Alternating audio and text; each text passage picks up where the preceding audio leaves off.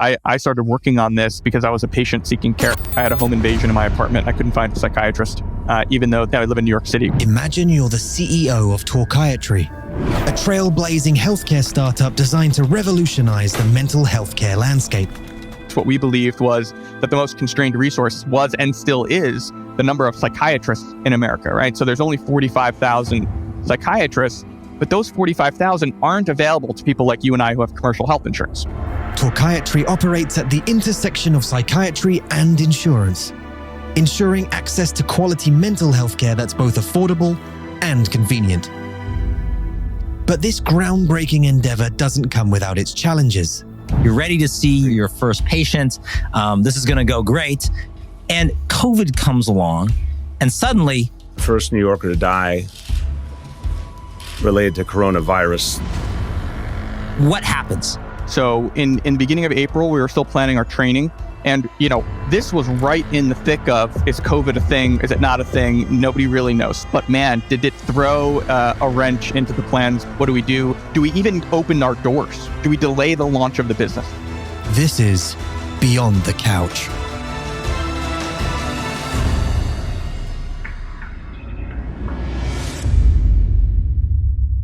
Welcome to TOPCEO. I'm chatting with Robert Krayn, co-founder and CEO of Talkiatry. And Robert, take me back because you officially launched in April 2020. Correct. If we're thinking back to our calendars of momentous things happening at the time, this is when really COVID is spreading. It's becoming a thing, and we're only starting to realize how big a thing this is going to be. Yep. And you had been working on Talkiatry for 3 years prior to get to that point. So start off with, take me before April 2020. What was the 3 years prior? What were you doing? What were you working on to get to this moment where, we're here, we're going to launch? Yeah. What was that 3 years like? It was a lot of research. I think, starting Talkiatry was born out of me going through a personal experience, trying to find care myself, and then trying to having trouble understanding why I couldn't find a psychiatrist that accepted insurance in one of the most densely populated cities in America, which was New York at the time. Looking back, I was involved in healthcare for the last 5 years prior to 2020, looking at, interesting businesses or large practices and how they solve this issue in other areas of medicine. And then trying to understand why nobody has really solved this well, in my opinion, in psychiatry. And so really the 3 years was spent trying to understand that. And ultimately, at the end of the day, when we completed it, it was understanding that healthcare at scale is a three-sided marketplace. And I think some people still don't understand that, which is you have to serve the physicians who provide the care. You have to serve the insurers who pay for it, and then the patients who need it. And if you don't do all three, are you really a full healthcare company, a provider of care, or not? And are you a technology company, or are you a healthcare practice, a healthcare company? And I think you have to make those decisions very early on. So those 3 years were really spent figuring that out, understanding, what the answer was so that we didn't have to pivot, or we could lower the number of times we had to pivot. And granted, we could have started Talkiatry a lot earlier if we would have figured that out, or just, decided we were going to pivot more.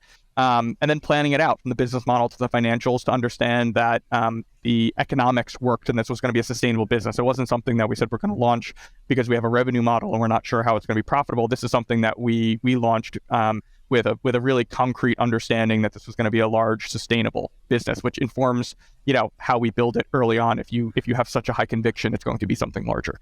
Well, and I think just hearing you describe sort of what you knew back then, and maybe what you didn't know quite yet, and certainly what you didn't know that was coming with the pandemic, as well, was you knew a couple legs of the stool. It seems like pretty well, which still serve you well to this day, and maybe a leg of the school that maybe you didn't know at the time or that might change. Meaning you knew that one, for Talkiatry, that you were going to be a business model that wasn't direct to consumer. You knew that you wanted to, as you described it, serve the insurance industry as well, because you were a person yourself that had insurance. You needed to serve. Why is it difficult? So you knew that you were going to be kind of focused on payments from insurance. Two, it sounds like, and hearing you talk, there's a lot of companies that will be a marketplace for connecting, some type of doctor, in this case, a psychiatrist with a patient. And those doctors are going to be contractors in the system. They're just kind of using your platform to be connected. Maybe they pay a fee for that, maybe something else to get patients, and that's it. But the second part of the stool is you were going to have employees, right? You were going to build a practice that had psychiatrists, and that you knew from early on. And why did you know that? Why did you know that side of it?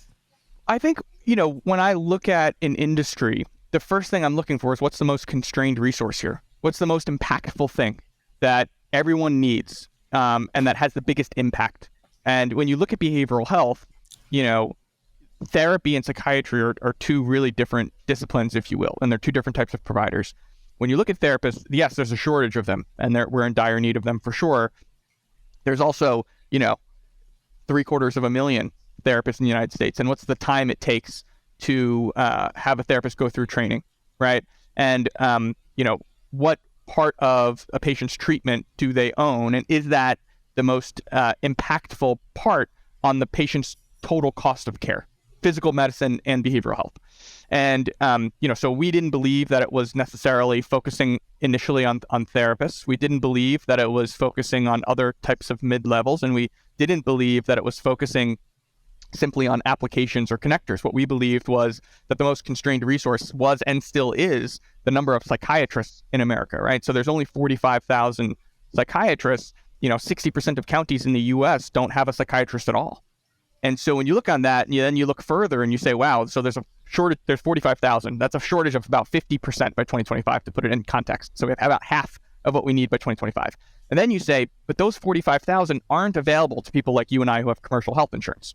Most of them work at hospitals, and half of them don't accept insurance. So it's even harder to make them accessible. And so that was our understanding, and doing that work takes a lot of time, and understanding why, and then even if you find that out, then it's understanding, well, what are psychiatrists looking for to make that switch? What's missing in what they're trying to do? And that frames the solution that you try to build. And our personal view when we created this was, we talked about a three-sided marketplace, but there's an order to that three-sided marketplace, and it is very important.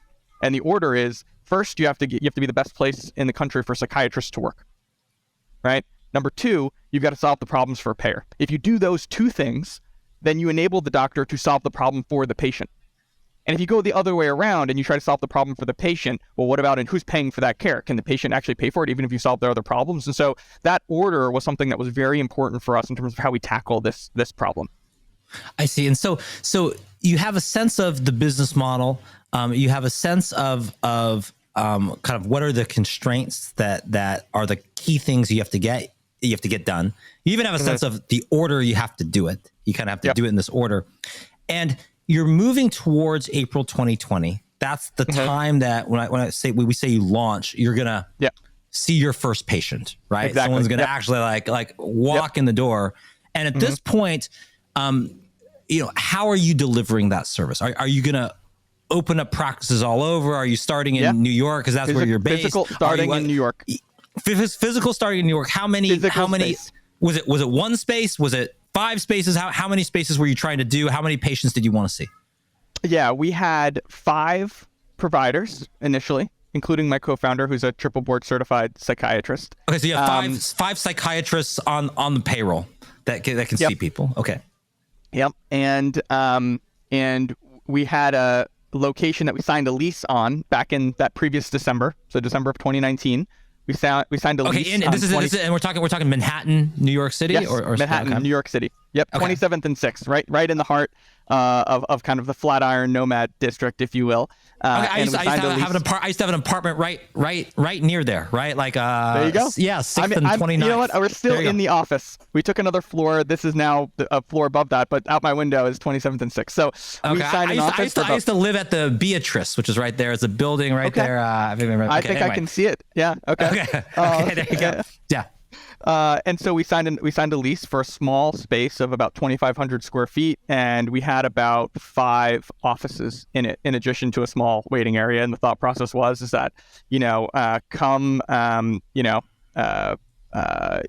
March, right? We were going to have people come in person to do our training, to get trained on our electronic medical record and all of those additional pieces.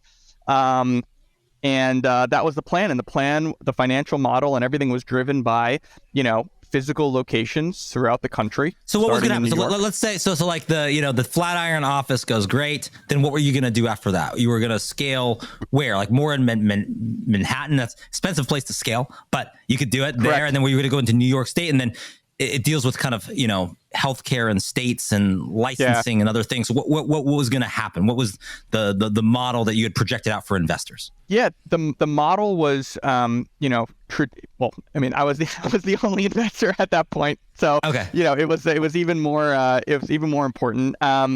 But the model was starting in Manhattan because that's the most densely populated area. We think that market is very different from others, but it's also extremely expensive, as you mentioned. So if it worked here, we thought it would be great to work in other areas as well. The thought process was to expand throughout Manhattan, the physical locations, and then move to Brooklyn and Queens and throughout New York, New Jersey, Connecticut, and the New York metro area predominantly first. And then was this a plan for total U.S. domination, and that's how you were going to scale? Or was it there was plenty of business to do in, New York State, tri-state area there, you were fine to grow in that, or did you want to scale all over the place? Yeah, we wanted to scale to a lot of other areas throughout the United States. I think that, the thesis and the concept has certainly evolved over time. We knew that this was a need. We knew that the core model of what we were doing, which is employing physicians to provide care on an in-network basis, was something that was not going to change. But I think now we have a much better understanding of it's not just simply becoming the largest provider or employer of psychiatrists in the United States. Talkiatry 5 to 10 years from now will look something much more like a managed behavioral healthcare organization where insurers actually outsource their behavioral healthcare to Talkiatry, and we take that risk and we own that, which is true value-based care, if you will. But that really was something that was pretty far away back when we first started, when we were looking at saying, hey, there's this big need and we think we can do it, and we think we can do it really on a high quality basis. And sure. We were just looking to expand that. Okay, so now we're coming up. You've done all of this deep thinking. You leased an office space at the end of the year. You've got 5 psychiatrists on staff. You're ready to see your first patient. This is going to go great, and then you're going to scale to other locations, in Manhattan and then other New York boroughs. And COVID comes along, and suddenly, what happens? People don't want to come visit you in your office, or people do? Or was this like people were just starting to come? They didn't know to stay home yet, or that April was a little bit of a tricky time there. What happened there, and what did that cause you to think about? So we hadn't accepted any appointments yet. So in the beginning of April, we were still planning our training on our electronic medical record and some of our staff and things like that. And that training was planned to be in person. And, this was right in the thick of, is COVID a thing? Is it not a thing? Nobody really knows, right? People are concerned. So it was very early. So up until literally the day that we started training, we were going back and forth on, do we do this in person? What do we do? Do we even open our doors? Do we delay the launch of the business? Like, now looking back, and it's like, of course you don't delay it. You're a behavioral health company. But back then, it was still pretty kind of, we didn't know, it was very difficult. We very quickly figured out that no, there's going to be a massive need, and we're ready, and we need to do it. But man, did it throw a wrench into the plans for training and everything. We had to start shipping computers to people, and we were I was basically doing most of that work myself and my co-founder. So we didn't really have a technology team to be able to set these things up and send it. I was setting them up in my apartment, and so now we had to curry them. We had to get a courier to bring them to people's apartments and things. So, but it was always this question of, we're going to do telemedicine temporarily for right now, and we're going to see patients in person. So we were still setting up the office on the side when COVID was in the middle of happening. Okay. So you're saying, okay, COVID's happening. You had some support built for telemedicine. You thought, okay, hey, that'd be good if people, it's hard to get across Manhattan to come to our office, and it might not be nice to call in or come in a video chat or something like that. We can be fine, particularly psychiatry. There might be a lot that could be accomplished that you wouldn't have to be in person for. So you're going to have that. It's a side thing. But then COVID kind of, plays that card. And so now you're shifting to it, and you're at this point, you're starting to see patients. You're doing it on a telemedicine basis, and you're waiting for COVID to be done, stop, right? Yeah. And at what point, and then how much time is going by, and are you able to successfully operate on this basis, or are there unforeseen challenges? You're preparing computers in your apartment, and you're sending them by courier over the city. Yeah. What else is happening in your thinking just to kind of get through this time? Yeah, I mean, I don't think you really have time to think, to be totally frank about. You just have to operate. You know what I mean? I pulled the phones out of the office that we had, and I connected it with an Ethernet phone, connected it in my spare bedroom, and I was taking calls from the front desk there, and I'd eat my dinner in there, just because you work 24 hours because you're working from home, right? And the appointments kept coming in. There was such a dire need for care, and so we were super concerned about taking in patients who weren't going to be able to see us in person when COVID ended. And we would ask every single patient, when COVID is over, are you within proximity that you can physically come into our office to see your doctor? Right. Okay, wondering if you'd have COVID's going to end. We didn't know that time. Maybe it ends a month from now, and then you have a mass exodus of patients, and then you have to start all over. Okay. Yeah. I mean, we just didn't know. We just, and this went on for, I would say, probably a good, 9 months of us kind of waffling and saying, like, we're going to have physical locations. We're continuing to look for other space, for example. The practice is growing. We're bringing on additional doctors. The patient volume continues to increase, but we had to onboard, we onboarded hundreds and hundreds of employees remotely. We have 850 employees today, and most of them have never been in person. So I think, it's a very different story when you had an in-person culture that you then need to try to port to working virtually, but we just grew up with a virtual culture, if you will, right? So it's just natural to our employees and how we operate. But we just figured that out as we go. We didn't have an opportunity to do it any other way. So it just happened that way. And then, probably 9 months in, we started to survey our doctors, our patients, and saying, do you need to come in? Do you ever want to come in? And the answer was people moved around a lot. And the answer we got back was no. We saw better adherence. You come to your appointment more often if you don't have to drive 30 minutes to get to it. And so we started to see these things, and we say, listen, there's no view of COVID ending anytime soon. I think the efficacy of telemedicine, specifically in behavioral health care, started to become proven out, where there wasn't a significant difference. If anything, patients are the same or better via telemedicine. You're trading one thing for the other. And we said that we believe that this is the right way to do things. Of course, there are some patients who we don't believe are treated appropriately via telemedicine, and we don't take those patients at Talkiatry, depending on the type of care they need and medication and things like that a virtual company can't do. And so we said, we're going to continue on with telemedicine, and we're going to expand this across states. And that is where, we have to rapidly get up to speed on the different licensing requirements. We brought an entire team to do that for us internally. So we didn't outsource it to anybody. We needed a really white glove service that way. And we can provide care in 49 states today. Yeah, well, we do. And so did that take, you were in a mindset, because you're operating from one paradigm where, it's like, how do I scale offices? How do I scale real estate? Yeah. You're looking at, I can imagine like traffic patterns in areas and what hospitals are around this area or what other services are there. You're looking at, where does it make sense? How can I serve those areas? Where is there greater need? And now you're having to change that to actually talk about licensing, because now you're not talking about multiple locations in Manhattan. You're talking about other states, and you have to think about, was it the same thought process, just different set of challenges, or did you have to think about things differently in the business differently?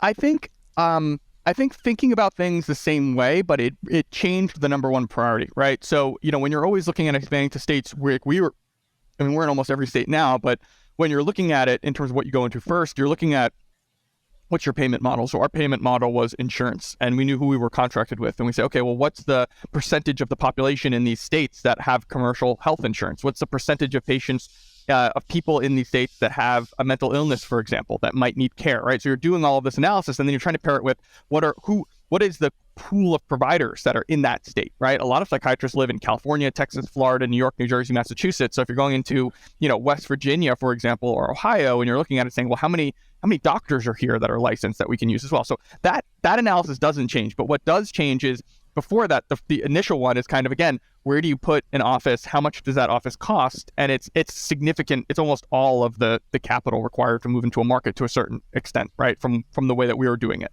And so you're looking at that saying, if I don't have a physical office now, the entire state is open to me. I don't have to market on a local basis. I can market across the entire state. I can work with employers or health systems that are in the entire state, and I can have a doctor treat a patient that is anywhere in the state, right? Because it's according to state law. And so that changes things pretty dramatically, especially if you're saying, well, I have a doctor who's licensed in New York and New Jersey, and they physically live in Pennsylvania. And it says, well, they can actually treat patients in New York and New Jersey now, wherever they're licensed. Doesn't matter where they're physically located. So, it's certainly, then you have to take a step back and you're just looking at the puzzle pieces move around pretty significantly, but the underlying data you need to make decisions you already had gotten. We were able to just move a lot faster. And then take me through, what was your kind of funding situation and making sure you have enough fuel for this company as you do it? Because some people listening may say, yes, I would love to hire all employees, but there's a cost to doing that. That's difficult. That, and particularly psychiatrists are probably not inexpensive employees. That's right. As well to do that. So what was your funding model while all this was happening? At what point did you, it sounds like you were self-funded, but then raised money and went to outside, and how did that sort of decision, in person versus telemedicine, which might be a hot area, impact that ability to sort of fundraise? Yeah, I mean, I think that the initial funding process, right, was funded internally first, my co-founder and I, and then we went and raised additional funding, still on the premise of we're going to have physical offices. And I think that when you're talking to folks around the use of capital, right, I mean, opening physical locations is not, does it solve a problem in and of itself, if that's where you're going to be putting most of your capital? It's an interesting question. And I think when we move to telemedicine, right, with we're looking a lot more at technology. We have a really large, engineering team now at Talkiatry, and we build software and technology that we can't buy anywhere else for our physicians. And early on, that was not anything that was contemplated. There was no capital expenditure on large pieces of technology or building or engineering or anything like that. It was all spent on physical office space. And so I think what that does is it causes you to grow a lot slower. So maybe you weren't a candidate for certain types of funding, but ultimately Talkiatry was always focused on becoming, a large scale, sustainable practice or health system that's going to be here in 20, 30, 40 years. And our view was that people who could move really quickly doesn't mean they've got a sustainable business. And a lot of times they ultimately fail, even if they've raised north of $100 million, like you continue to see it today. And so I think the funding model changed a little bit because we were able to understand that we could move faster without opening up physical locations, meet the need better, expand access faster. But also the use of capital changed a bit, which is, instead of just building out physical locations and hoping they will come, if you will, right?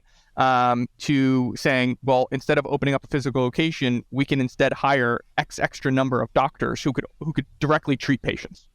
And then saying we can take friction out of a doctor's administrative burden. Like believe it or not, like a lot of doctors, specifically psychiatrists and primary care doctors, spend over 20 to 30% of their time on administrative duties. So when they could be treating a patient. We said we can solve a lot of these problems with technology. We have to do an investment in technology that'll pay dividends later by, physicians being able to spend more time with patients. And so we're going to put capital there. So I think kind of the area of where we were, the uses of capital changed a bit, and we were also able to accelerate the growth of the practice significantly faster than if we had to build out. Because, you sign a lease 6-9 months out, they've got to build out the location. It's a long thing to do an opening for a physical location, where you can hire a doctor, a lot faster and make them available to the entire state in a pretty quick manner. And you'd have to do that anyway, right? Like you still have to license the doctor, credential them with payers, and then open up a physical location. So you could shortcut that and just focus on one thing and do it well. Well, and then how do you look at when you've raised more money? Where has that gone on a rough percentage basis? If you sort of said like, okay, we had the physical like location part, that's maybe gone, but we're going to have to invest in two things that are going to be really big. So one is now we're sort of doing technology to maybe replace that to make all of this function. But two, we got to invest in the doctors themselves, because if we don't have enough of the doctors, then we don't have a business either. So how do you think about it now, where that money goes? Yeah, I mean, I think, when we were raising capital and we were getting to where we are today, the vast majority of it went to onboarding physicians. And so when you're onboarding a physician, you also need to make sure you're getting the appropriate amount of patients for them. They're not going to be full capacity on day one. So, and they're W-2 employees. So there's a bridge there of a couple months of getting ramped up. right? And so you're funding all of that, right? And they've got great health insurance, all the things that you would really have to have for a doctor to work here. You've got to credential them with payers. There's a lot that you have to do, onboard them, training, how to use the electronic medical record that we use in our systems, things like that, our processes. You've got to bring on the support staff that they need because we do our own revenue cycle. So we bill insurers. So we do that in-house. So you've got to bring on those teams, patient care corners, things like that. And so a lot of the costs really went to that. And yes, and I'd say the second largest was, of course, technology, which is a much longer term play. You can't hire a bunch of engineers and get, technology that solves the world's problems, pumped out in the matter of weeks. And so it's a longer term investment that you're making that we thought made a lot of sense. We're starting to see the dividends of that today. But it certainly takes time to build an entire technology team from scratch. And I think to when you're actually getting real things that make a ton of sense, like, yeah, maybe it was a year to where we're getting stuff that was super meaningful and impactful for the business. And now you're seeing stuff happen a lot faster than that, of course. But that's kind of where some of the capital went. Well, and how did you think about the leadership team of the company during this time too? It sounds like you and your co-founder has medical expertise. You're viewing it in this view of where, we're opening up sort of like a next generation psychiatry practice. But then you're now you're embracing telemedicine. Now you can kind of be everywhere. Yeah. And I know you started thinking about the leadership of the company, especially like the C-suite, maybe earlier on. And is it a different pool of people, different locations where they can be now that you're, mostly everywhere in the US? Or how did you think about that? Yeah, I mean, I would say that, we brought on 2 executives very early. So you had myself, right, and my co-founder, who's our chief medical officer, Dr. Guveris. And in the beginning of 2021, so we hadn't even opened a year, we're still very small.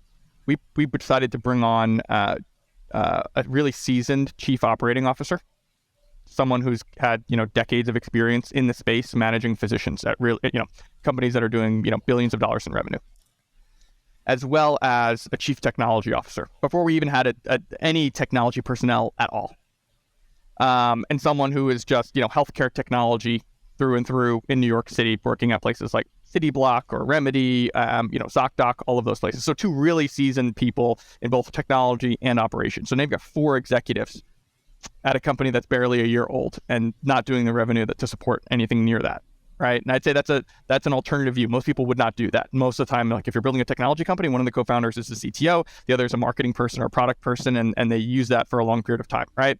And I think with us, we were so confident in the work that we had done, for years prior to this, that we said, we can either not hire those folks now and make mistakes. For sure, you're going to make mistakes because neither Georgia or I were experts in either of those 2 fields. Or, you can spend the money now and invest in bet on yourself, basically, to hire people that are smarter than you in those areas so that they can build the infrastructure needed to support, 1,000 physicians, which is very different from 30, 40, or 500. And so, we paid up early on to bring on 2 really seasoned executives. And that's hard. Because you've got to convince them to come to a place that is just so small compared to where they're used to working for, and they've got to really believe in the mission and really be bought in. But how did you do that? Was it the vision of what you could become? Was it just a sense of they understood that there was this this type of medical practice should be done differently? Yeah. Are you just wildly charismatic, Robert? Is that the secret? I'd love to say that, but maybe that's a small part of it. Okay. I think it's 2 separate things, right? I think when you're talking about I'll talk about the operations and the technology side because they're different reasons, right? So the operations side was looking at it saying, this was built the right way in terms of the idea of managing physicians and employing them, right? And that was very different from what people see in the behavioral health space. So a seasoned operator in healthcare knows what could work at scale. So they saw the bones in what we were building there. They also saw a massive need in mental health care. And this is after the pandemic happened. So they saw that, hey, there's an opportunity here, but this company's doing it right. And the interesting thing is, you're in the pandemic, so much of it is steered you towards telemedicine. This is also steering you like, hey, people are experiencing some mental health issues from being isolated and having their lives disrupted and being worried about, whether they're going to get COVID or not, and worried about other things with family members and all of that. So, okay, so that's actually pushing you forward as well. Yeah. And I remember he asked me when he came to the office to visit, he had to fly in because he didn't live in New York. And he said, after meeting myself, Georgia, and he said, why do you need me here? I'm expecting to find something that's broken. There's a lot of problems, but I'm not finding it, and I'm not clear why you need me at this stage. And our answer was very simple, which is, neither Georgia or myself specifically have a lot of experience, managing a practice with so many doctors. He did, but it was kind of looking at it saying, we are so confident in where this is going to go that we want to make sure that we're building and laying the right groundwork to do it at scale, rather than building something that you then have to change a year later. And that's never great when you're providing care to patients and ultimately, right, responsible for their life at a certain point. And I think that was exciting to him. He's like, wow, I can get in here and I can build something really significant, and it's got the bones and the framework to be able to do that. On the technology side, my CTO told me no when I first offered him the job. Okay. And I got introduced to him through a friend, and I wanted him to work on a project creating an intake for us online. And he liked that opportunity, but he didn't want to work here full time, and he didn't understand that it was sustainable what we were doing, perhaps. And it took some time to convince him, where he said, like, well, I don't understand why you can do this and nobody else can. Like, I've talked to my friends that are psychiatrists. Everyone's basically saying that you can't do what you're doing. It doesn't work when you take commercial insurance. And I had to explain to him kind of the work that we had done for years. And then he finally got it. And he said, okay, wow, this is really interesting. But the reason why he came here is because we're not a technology company. We're a healthcare company. And the big things that technology folks and engineers have is, when you build software, you want to build it for an end user. And you want to see the impact of your work. You want to be closer to them. To build the best piece of software, you need to really understand what their problems were. And so you're at a software company that's selling the software to a bunch of people. You don't have that. And if you're in healthcare technology, you're doing it to impact the outcome of patient care. And if you're so far removed from that, you're not going to be as impactful. So what attracted him and his entire team to Talkiatry really was the fact that we were a healthcare provider, and that they were being so close to the physicians. They could walk across the hall, or they can call someone and they can say, hey, I've got a question. I'm building this. Do you want it this way or that way? And you don't get that when you're at a SaaS company building something for an end user. That's a lot harder to do. You got to get studies. You got to ask to reach out to people. So the collaboration was closer. So the development cycle could move a lot quicker, and you could end up with a better product and an outcome at the end of the day. But they all wanted to work for a healthcare company, not a technology company, at the end of the day, which I think, helped us there. Get the right people, mission driven. I see. And then finally, let's say you do all of this, and just to reiterate, you kind of like do the right pivot for where the world is going. You get the right leaders, you're investing for the future, you're confident in where you're going, that maybe you can spend a bit more, a bit earlier to try to get it set up to scale.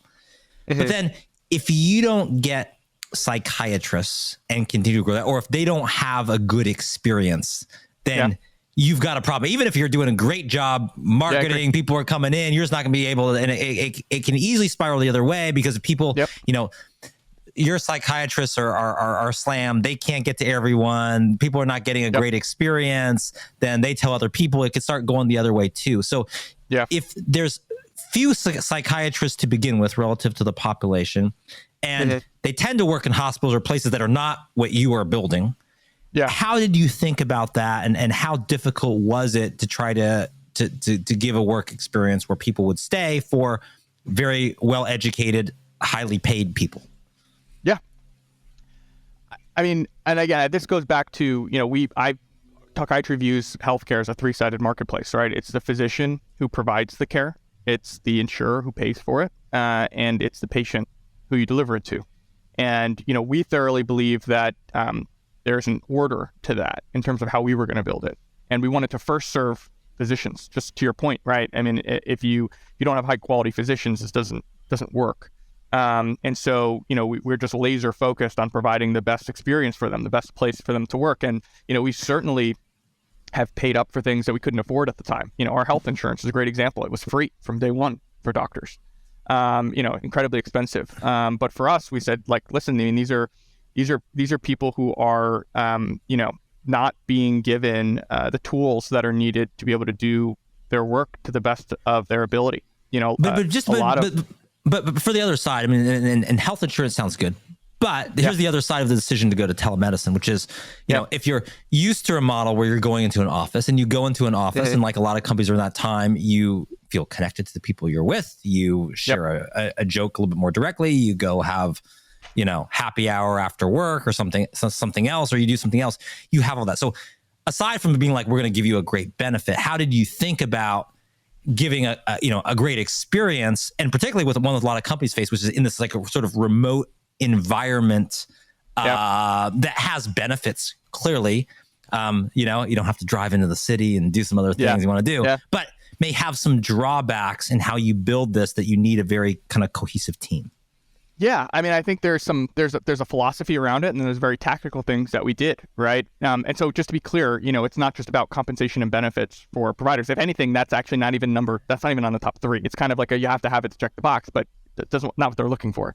And so we invested very heavily in education up front. We have an entire team dedicated to clinician engagement. We're actually ACCME accredited. We can give this summer continuing medical education to our medical staff, right? So this is where we've brought in providers who've been, some psychiatrists here have been lecturing for 30 years on a topic. We're in double or triple board certified. And then you've got a portion of our staff that are new attendings, right, who recently graduated a residency or fellowship program. And so we created things that you would typically see in an academic institution, right? Mentorship programs, case conferences, case studies. We gave them a space to interact with each other. You have a question about, a child's reaction to a drug. You can put it in somewhere, and the person who answers your question might be someone who lectured at a top institution for 20 years on the specific topic. They're the ones answering your question, right? So creating these types of events and things that are not work related as well, right? We do events for our providers that might, that kind of build that relationship offline.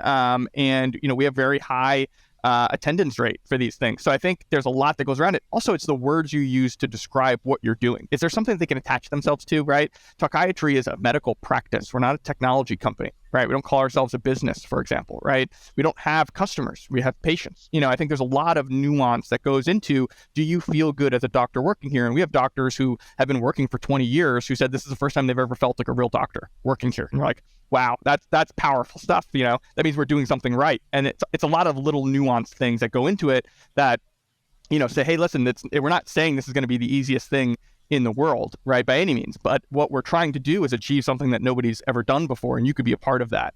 And ultimately, it's something that you spent your life doing to become a doctor in this specialty. And now you have the opportunity to join something that's going to potentially change, move the practice of psychiatry forward, where it's been the same since Freud, right? So I think that's exciting to them, but we're doing it the right way. We're doing it the responsible way. And we're doing it the ethical way. And I think a lot of people in the space, they're trying to do things, they skip things, whether they're on purpose or not. And ultimately, it results in harming patients and, doctors not wanting to attach their names to things. So I think it takes longer, but I think that, doing it right in this space is worth it.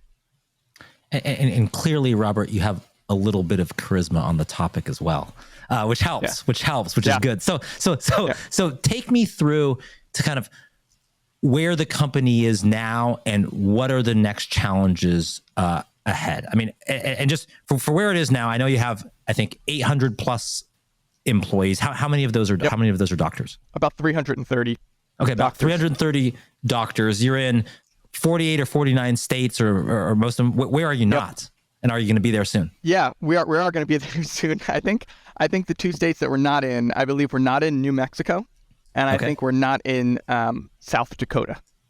New Mexico and South we'll be Dakota. In shortly. You're coming along. Just sit tight. We're going to be there soon. Okay. Well, and in terms of money raised, and you've had, I mean, is it through a Series B round, and you've raised, north of 30 million, and where are you in your kind of fundraising journey after this?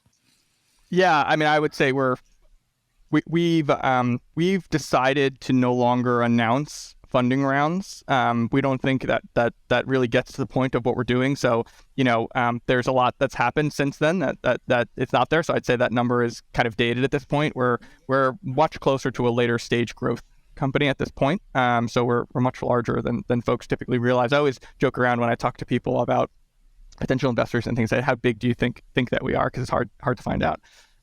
But yeah, we have 330 doctors across, about 49 states,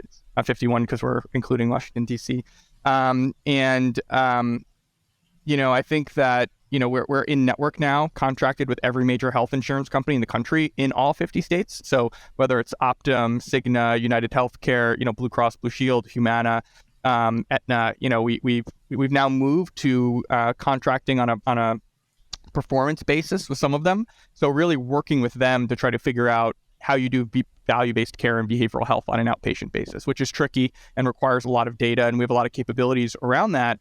And so, and just kind of a fully built out management team. And so, Talkiatry is really targeting right now to become profitable by the end of this year, which I think is a big feat for a company as large as Talkiatry, which now, we're one of the largest employers of psychiatrists on an outpatient basis in the United States, in really kind of the span of 2.5 years or so. So, it's been incredibly exciting, but the reality is that all of that is a byproduct of us achieving our mission, which is not to become the largest employer of X, Y, or Z or in all 50 states, right? That's why it's kind of like, oh, we'll be in those states. But that's not one of our goals to be in all 50 states, right? And what is needed to get to that next thing of becoming profitable? Do you need to expand the base of patients? Do you need to use technology to make yourself more efficient? Do you need to have you invested in sort of areas that don't return an investment yet, but you need to get those to return an investment? Yeah. Do you need what will get you there if it's later this year? Yeah, the interesting thing with us is the answer is none of those things. It's actually we actually don't need to change anything, but slow down a little bit and slow down and bringing on physicians, which is the biggest cost to psychiatry. As I mentioned in the beginning, like where'd you put a lot of the capital that you raised? And we said we really invested in our clinical staff. Because they're not full on day one, right? There's a lot of things that go along with that. And so really remember I was we funded this internally. And so, the business had to make sense. It couldn't be something that you just, say, I can see a revenue opportunity here and I don't know if it's going to work, because you're impacting people's lives and patients specifically. And so we knew that it had to be sustainable. And so, at a unit economic basis, it makes sense. It always has. It's never been an issue there. It's just simply that we've chosen to grow faster, and that's where we put that capital and reinvested in the business more than, of course, what we were generating. And when you just slow that down a little bit, it catches back up very quickly. You don't actually have to change really anything in terms of whether you're investing for things to pay off. Like you don't have to do that. That this business is sustainable without that, which is, I think, something that's very different from a lot of companies that have been created where they're still trying to figure that out, or they've got to go through this massive, change to make that happen, or they're still figuring out how to do it at scale, or they need scale to do it. Where we did that from day one. We were a profitable business and practice when we had 5 providers. Well, and what is the next milestone after that? So you get there, you slow things down a little bit, you achieve profitability. What is the next challenge after that for you as you look ahead? What is the challenge? And I don't know, to go from 330 doctors, then you're scaling back up and you're going to get to maybe, 1,000 doctors, and you're going to get to, I don't know how many patients that is equal to. Yeah, what is the challenge after that? Yeah. Yeah, we see about right now probably 65,000 patients a month. Is what we're seeing today. And I don't think there's a significant challenge in increasing the provider count significantly, right? Like what I view the challenge as now, and of course we've gone through a tremendous amount of challenges. Every month, I call it like the sword of Damocles is hanging over our head. Something's gonna come down and change, and something's gonna be like, oh my God, how do we fix this? And we always do. But I think the industry, in terms of changing to focus more on value-based care, is something that's very difficult, because it just hasn't really been done successfully in outpatient psychiatry. There's no blood tests for depression, and so how do you really illustrate those things? So, why do it then? Why do you just think that's where everything's headed, and that's ultimately a better alignment, and there's more profit for you? Because if you can drive better outcomes more inexpensively, there's more there. Why do it if it's an uphill climb on that? Yeah, I think that I think everyone in the industry wants it to happen, right? I think if you're thinking about it from a doctor standpoint, and if you ask a doctor, like, hey, were you successful today? Their first thought process is, did my patients get better? Did I treat anybody and cure them today, right? Not, I saw 25 patients today. It's like, well, I don't know if that's successful or not, right?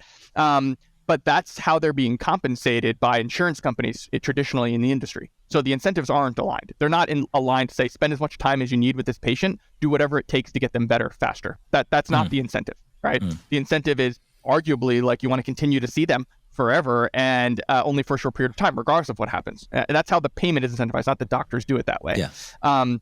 Value-based care fixes that because it basically says, do whatever you need to do to get the patient feeling better faster, because that's going to save money at the end of the day. And if you're an insurance company, you're saying, well, I'm just paying out money for you to see someone, but it doesn't mean you need to get them better or not. So I'm not getting the outcome I'm actually looking for, which is I want you to treat the patient, get them better, and they no longer need care.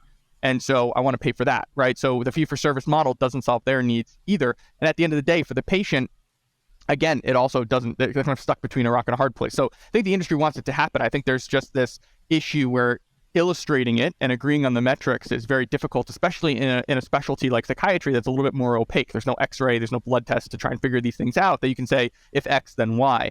And behavioral healthcare has really only had a significant reduction in stigma really since COVID started, right? That's when you saw this big change, this pivotal moment in the stigma of behavioral healthcare decreasing significantly.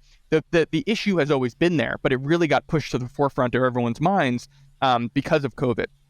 So I think, that's kind of, so value-based care is good for the entire industry. It's good for doctors. It's good for patients. Also keep in mind that there's this massive shortage, as I mentioned, of physicians. So how could you possibly, there's not enough psychiatrists in America to treat all the patients that have a problem, right? 60% of adults in the US who have a diagnosable mental illness go untreated in any given year. So what's the best way to solve that problem, right? It's saying like, I want to use whatever resources possible to treat as many patients as possible and get them better, faster, in an appropriate, high-quality way, and I'm going to get paid to do that. And doctors are going to be compensated on the quality of the care, which is how they want. They don't want to say, oh, I can only spend 15 minutes with this patient because that's how I get paid. What if the patient needs 30? Like they're stuck between, they're making an ethical decision. They shouldn't be forced to do that. But the way the contracts are structured historically, that's the decisions they've had to make. They're not fair. They're not fair for the patient. Where the patient's saying, I really need 30, I don't understand why I can't get it. And it's because of this weird payment model. And so I think it works for everyone. I think it's just something super difficult to do, but I think that's what our doctors want at the end of the day. And to get to the next level after this, I mean, what is there any understanding that you need, resource that you need, capability that you need that you don't have now that you need to get to scale this to, what it has the potential to be? Yeah, I mean, America needs more psychiatrists, number one. I think that, there are some additional components from our technology team that we're building to get there, to be able to illustrate even better the impact on Talkiatry's care to the overall cost of a patient, so that we can illustrate those cost savings even more effectively, so that we can structure value-based agreements with more transparency, right? It's tough now. A lot of people say value-based care, but in behavioral health care, it's really not like a performance agreement or something like that. It's not true value-based care, and doing that is difficult, and getting the industry to agree on KPIs is hard, because you talk to payers, everyone's got a different, what about this? How can you track that? And so there's a lack of standardization in the industry, but it's also because there's a lack of a large provider group who's saying this is the right way to do it. And I think that's exactly what Talkiatry is doing. We're so large now, and we're working with every payer on this front, that we can be the one who standardizes these things and say, we did the work, and this is how you evaluate a value-based framework in outpatient behavioral health care, and we're going to be the ones doing it. Where if you've got all these little pockets happening in a certain state or a certain market with a certain payer, it just creates kind of more confusion, because everyone's running after different metrics. And so someone needs to come and say, this is how you do it generally in industry, and get the key players on board. So we're not there yet. Well, and a lot of how you, regardless of the industry, if you want to align behavior, you align the metrics first, and then all the behavior follows those metrics. So exactly. Final question for you, and just reflecting back on everything that's happened, 3 years prior to April 2020, now we've gone about, 3 years after that. Yeah. Do you think you would be in where you are, and Talkiatry would be where it is without COVID? Do you think that what that forced, whether that's telemedicine, whether that forced a focus on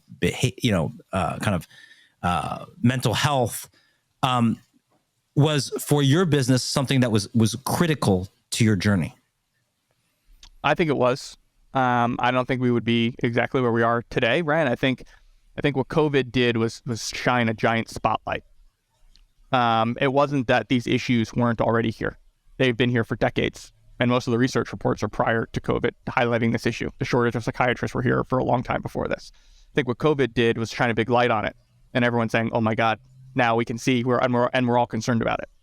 And I think that if you created a solution that solved all of those things, and now there's a massive spotlight on you and the industry where it wasn't there before, that only helps. And I also think, again, I mentioned the reduction of stigma was huge, but people seeking access to care and being okay with it, I think is something that, again, is a big focus. And all of the attention that mental health care got during COVID, whether it was from employers, whether it's from patients, insurance companies, providers realizing there's an alternative way to care for a patient, right? Well, so they were forced to do telemedicine, even if they didn't know if it worked or didn't work, right? Back in the day, they were forced to do it because of COVID. And so they were forced to get comfortable with it. And they were forced to then, now you had the ability to look at the efficacy of telemedicine versus in-person care and come out with the data. So I think a lot of those things would have taken much, much longer to do if it wasn't for a giant spotlight of COVID, which accelerated all of it. I think it accelerated tremendously than it would have happened before. That's kind of how I think about it. Starting Talkiatry was born out of me trying to find care myself, having trouble understanding why I couldn't find a psychiatrist that accepted insurance in one of the most densely populated cities in America, which was New York.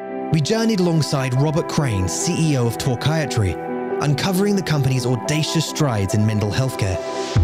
It's a very different story when you had an in-person culture that you then need to try to port to working virtually, but we just grew up with a virtual culture, if you will, right? So it's just natural to our employees and how we operate, but we just figured that out as we go. We didn't have an opportunity to do it any other way.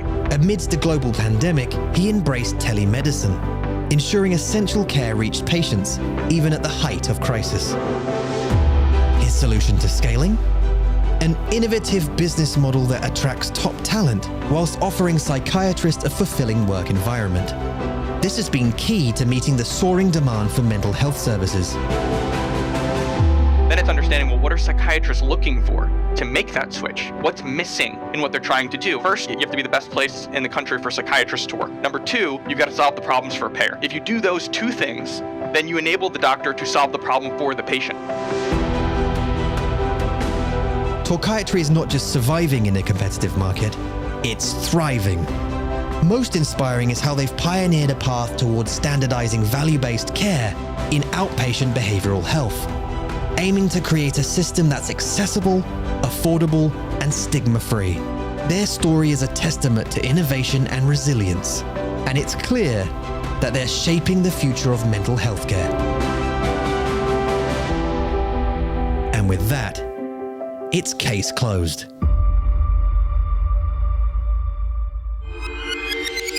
This amazing episode was brought to you by Top Thought Leader. Don't forget to rate, review, and subscribe.